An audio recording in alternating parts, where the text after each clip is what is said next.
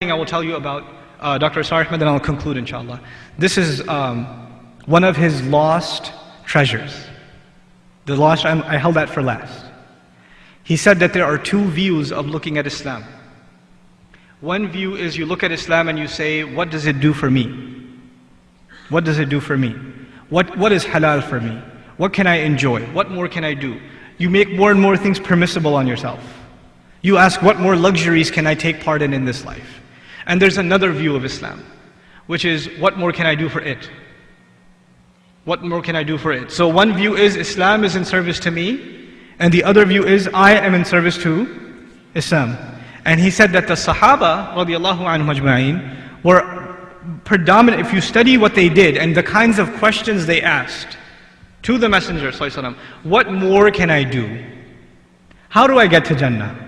Tell me the most amazing thing I get, the most beloved thing to Allah that I can do. In other words, they weren't asking how much less can I get away with?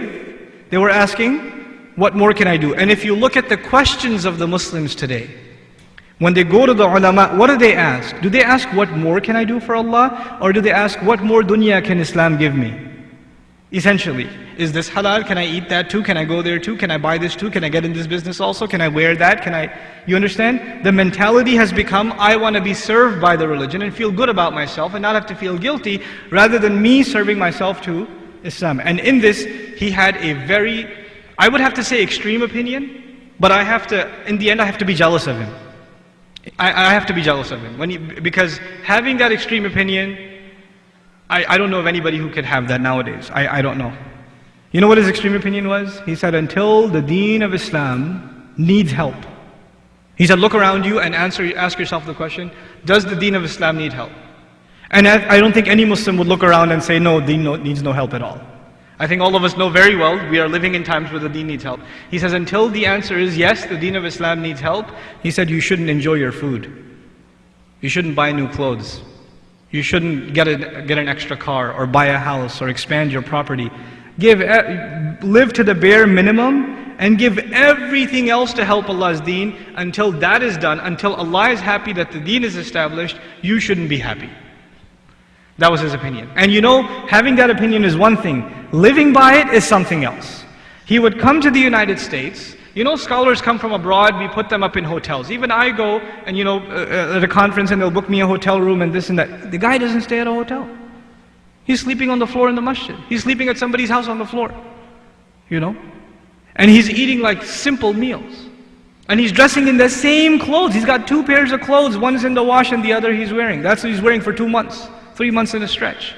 Subhanallah. It's one thing to say, I'm not going to enjoy life, I'm going to give everything to it. It's one thing to say that.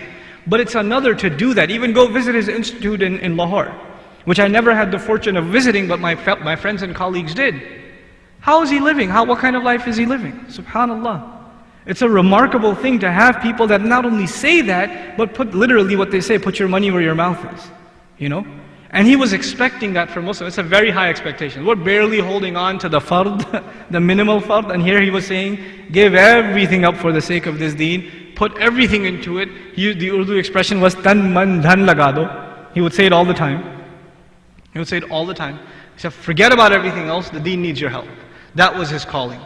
And I know that this is not the position of the majority of theologians, that they say the Muslim, it's okay for you to have extra pairs of clothes or whatever else, and you don't have to be that extreme. And I say that fine, it is, if you compare it to the vast majority of scholars, it is extreme. But man, I'm still jealous. To want akhirah that bad and to let go of dunya that strongly, that's something we have to admire. It really is. And in that sense, I feel of all his contributions, it is that idea that he lived by, that he presented constantly, that he educated people with. That idea alone makes me think it's a huge loss to the ummah. That we have a person like that and a fire like that was burning in his heart, that is now gone. And I pray that Allah Azza wa Jal blesses our efforts, and those of us that were in whatever small capacity, his students, or were fortunate to take benefit from his thought, his ideas, his durus, his lessons, I pray that we're able to do some justice to what we learned, and to be able to present something from the Quran in that light. I want to tell you in the end 2 things inshallah, and I'm done. The first